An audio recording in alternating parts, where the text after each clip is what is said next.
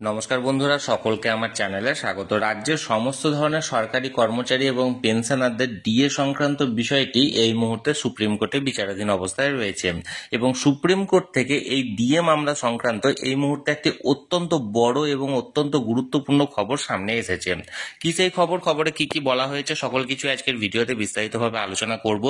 ভিডিওটি ডিএ মামলা সংক্রান্ত অত্যন্ত গুরুত্বপূর্ণ, তাই প্রথম থেকে শেষ পর্যন্ত অবশ্যই ধৈর্য সহকারে দেখবেন এবং ভালো লেগে থাকলে অবশ্যই একটি লাইক করবেন এবং সকলের সঙ্গে শেয়ার করবেন।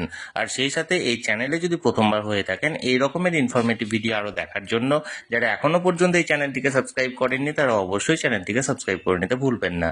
তাহলে চলুন আমরা বিস্তারিত জেনে নিই। দেখুন, আমরা এই মুহূর্তে সরাসরি সুপ্রিম কোর্টের ওয়েবসাইটে আছি। এখানে বলা হয়েছে supreme court of India miscellaneous matters to be listed on 4th August 25, অর্থাৎ 2025-এর 4th August যে সমস্ত মামলাগুলি এই শুনানির জন্য সুপ্রিম কোর্টে উঠতে চলেছে তার একটা অ্যাডভান্স লিস্ট জারি করা হয়েছে।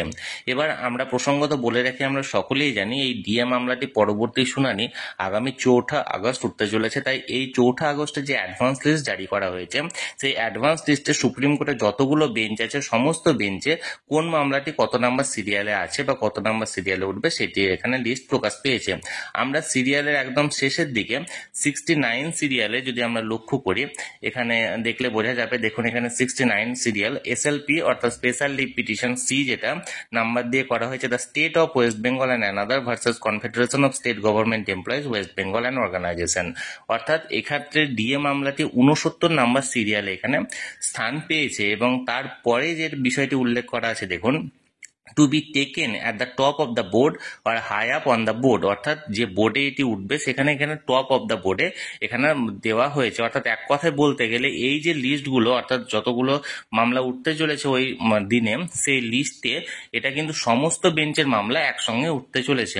এবার ডিএ মামলাটি যে নাম্বার বেঞ্চে উঠবে অর্থাৎ মাননীয় বিচারপতি সঞ্জয় কারোলের বেঞ্চে উঠতে চলেছে এবং সেই বেঞ্চে ডিএ মামলাটি 1 নাম্বার সিরিয়ালে কিন্তু উঠবে।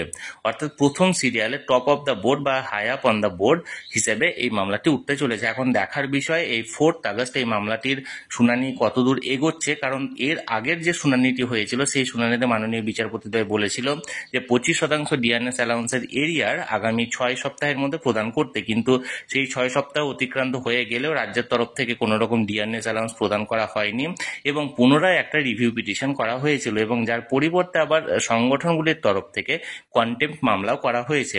এখন দেখার বিষয় কোনটির শুনানি আগে হচ্ছে, সেই কন্টেম্প্ট মামলা যে শুনানি হচ্ছে রিভিউ পিটিশনের হচ্ছে না 4th আগস্ট জেনারেল শুনানি হচ্ছে, সেটা 4th আগস্ট এলে বা তার আগে যদি কোনো রকম কোনো ইনফরমেশন আসে আমি তৎক্ষণাৎ আপনাদের সঙ্গে সেটা শেয়ার করে দেব।